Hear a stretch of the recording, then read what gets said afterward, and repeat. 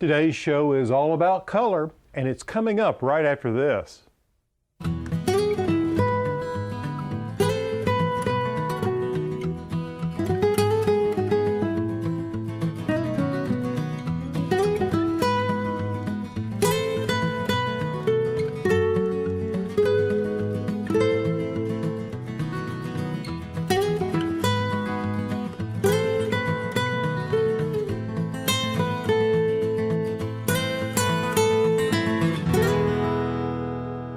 Hi, I'm Alan Smith. Welcome to the show.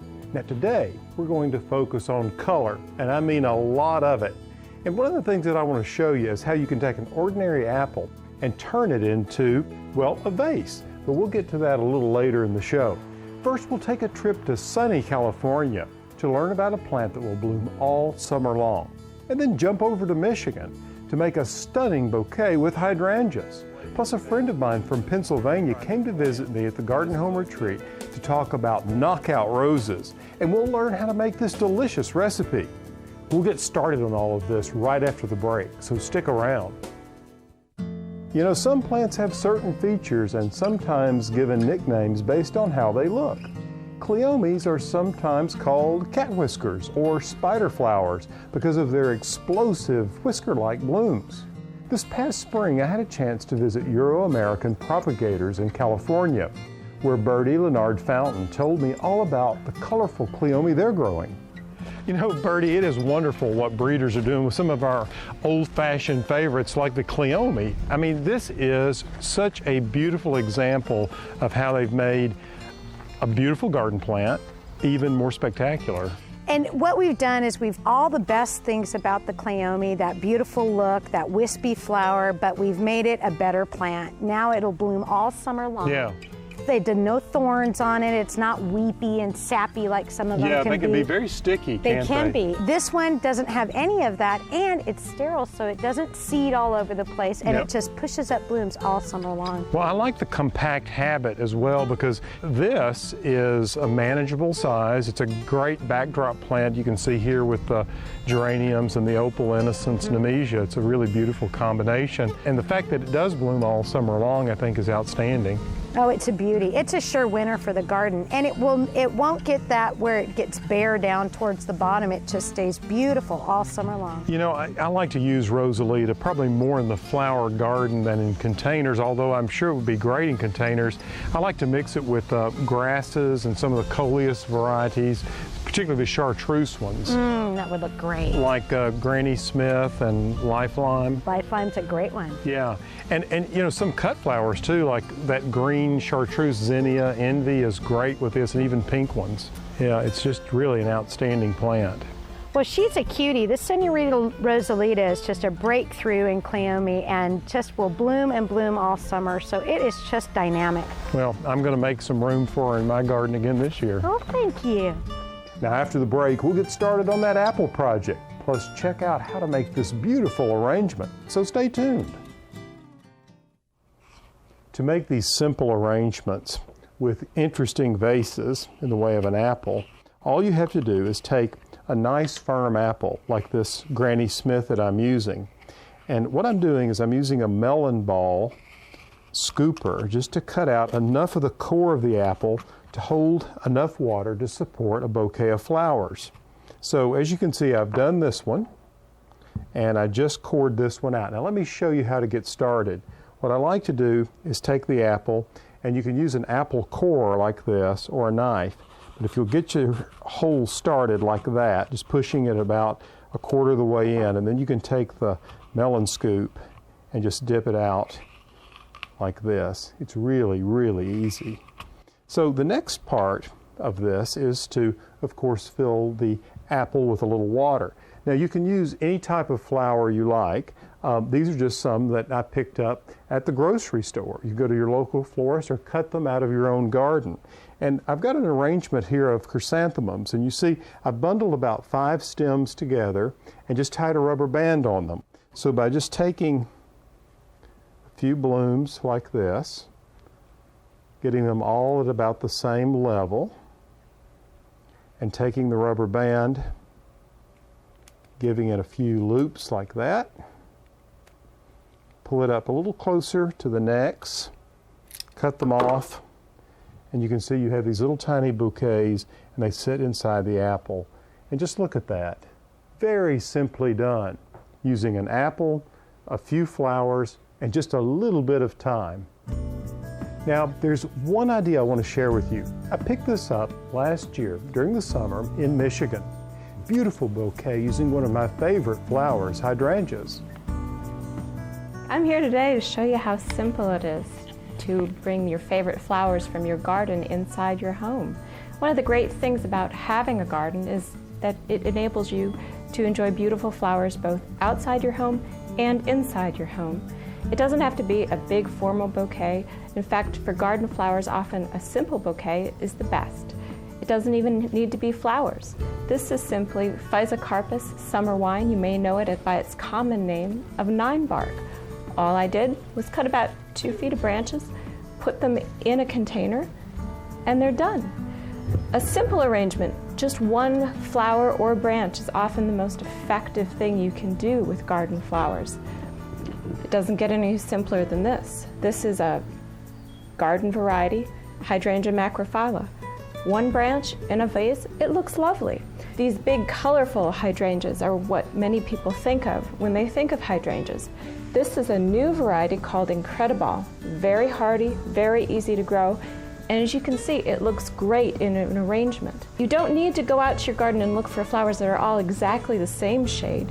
Having the slight variations in the flowers is often what makes an arrangement look especially nice. You could start with a simple arrangement of one type of flower, and then maybe you see something else in your garden that you'd like to add. This is papyrus called King Tut.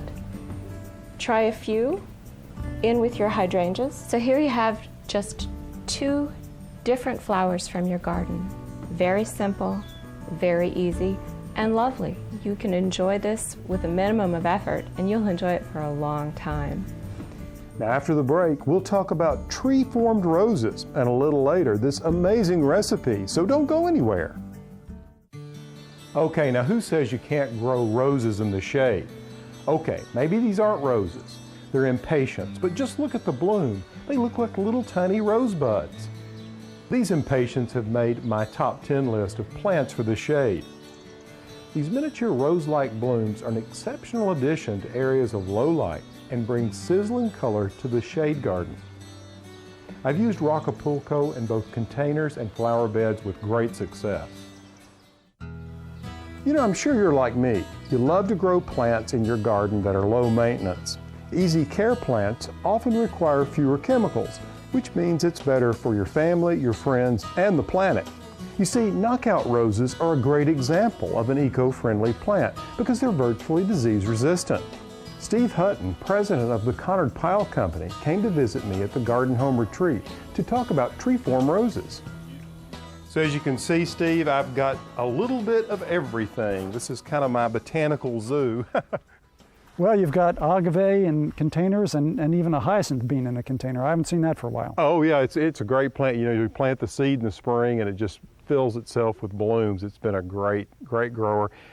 I like to experiment with all kinds of plants in containers. I mean, typically you would see this growing on a trellis in the garden. Right. Or roses, you typically see those in a flower garden or a flower bed. Right, but it's nice to see that, you know, roses, especially a standard rose, makes a nice architectural feature. This particular plant that we're looking at, you know, a very, you know, just a straight stem and a nice rounded, little bit irregular, but you know, again, it's a rose, so it shouldn't look like a clipped boxwood. It has sort of a topiary sort of feel to it, but it's looser. And you know, what I've discovered is that particularly these standards, they're really easy to grow in containers. Now, I try to keep them out of the full hot western afternoon sun here in the warmer part of Zone 7. And I've also found that just the simple act of using a saucer under them really makes them perform so much better. This plant is really a pretty good sized plant for that size container. That's an 18-inch terracotta, And, you know, it's doing very well. Well, you're doing something right, Alan. The foliage is nice and green. It's glossy. It's got good size. That, you know, this plant is clearly happy. So Well, we're trying to take good care of it. We started with a soil mix that's blended specifically for container gardening. We make sure the soil stays consistently moist, and we add a little fertilizer each time we water. But you know, I think also it's the variety of rose you choose. I couldn't just stick any rose variety in a container and it performed like this. you're right, and I know that because I've tried a lot of different roses in containers. You really do, like any plant, the selection means everything. So you select the right plant. This particular variety is the original Knockout, introduced in the year 2000, been around for 8 years. There's 7 different varieties of Knockouts now in the market, so we've started to, this is the first and the original, but started to branch out in terms of colors, in terms of forms. We have fully double forms now. We have a very sulfurous kind of yellow, pale yellow, and we're just very happy with the genetics and with the difference that Knockout's been able to make in American gardens. Would you find that any member of the Knockout family would be a good candidate for a container? I think so, Alan. I think you could use any one, again, because of, like you, I kind of prefer the simpler flower to the double forms, Yeah. but that's preference. That's not to say people that would choose the double over the original are wrong. It's just to say they like something different. Well, you know, what's great about it is if you love roses and you don't have a lot of space and all you can do is container garden, now you can raise roses. Now you can because raise this roses. is perfect. Yep. Very good. Okay, now it's time for answering viewer questions, and this one comes from Hannah. She writes, Alan, most of our backyard is shaded or partially shaded. We'd like to have as much color as possible. Are there plants that we can get that will provide color most of the growing season? Well, Hannah, you're in luck. What I would do is I would divide my thinking into 2 parts, foliage plants and blooming plants. Let's start with foliage. There's nothing better than caladiums or hostas, or even elephant ears. And when it comes to flowers, there's some beautiful things out there to consider, like this impatiens. The bloom looks like a tiny rose. This one's called Rockapulco rose. It's one of my favorites for container gardens. Now another shade performer is Diamond Frost Euphorbia. This plant is outstanding anywhere in the garden. It's designated as a full to partial shade plant, but I've discovered that it does really well in full shade as well. It's so delicate and ethereal looking, I was surprised to discover that what a toughie it can be. You see, it's both heat and drought tolerant and blooms constantly throughout the summer into the fall. Hannah, there are many more to choose from, so check out my website. I hope this at least gets you started.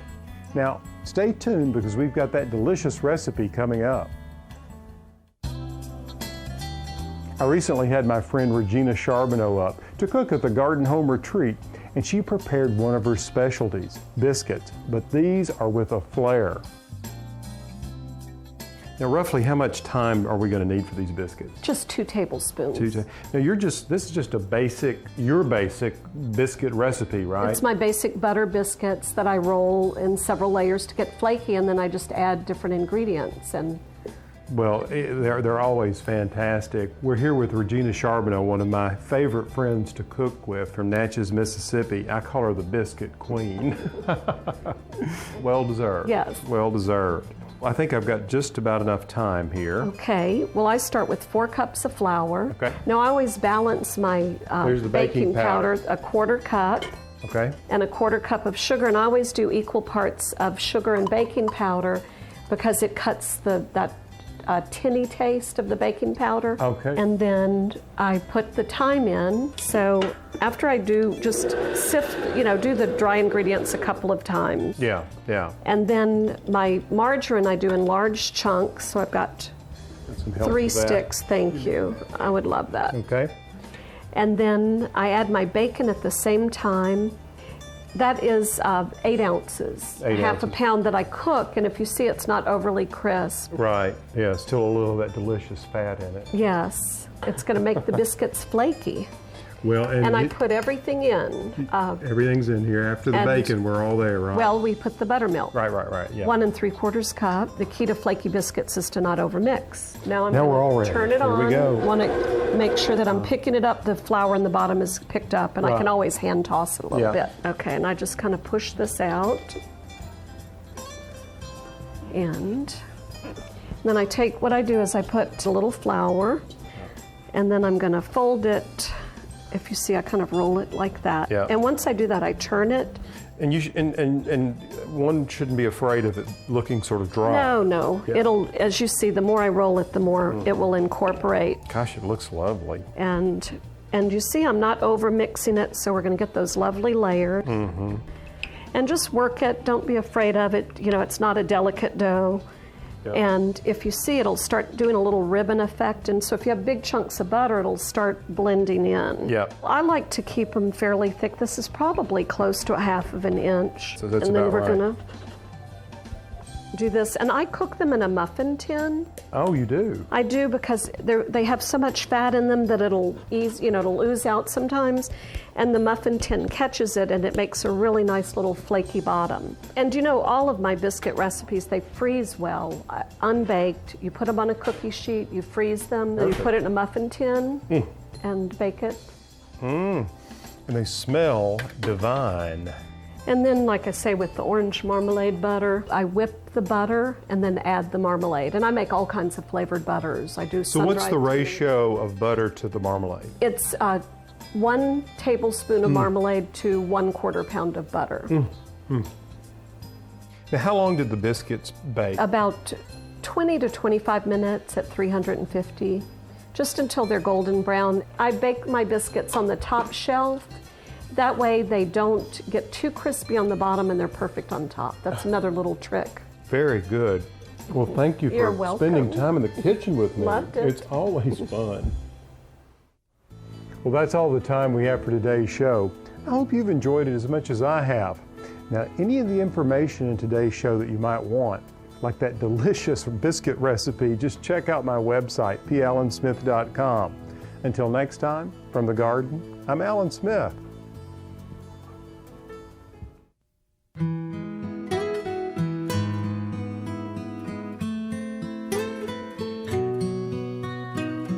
In this garden I dream of a bed of flowers. Bluebirds sing of the beauty all around us. And every time the sun comes out, I can't help but smile. Oh, no, I can't help but smile.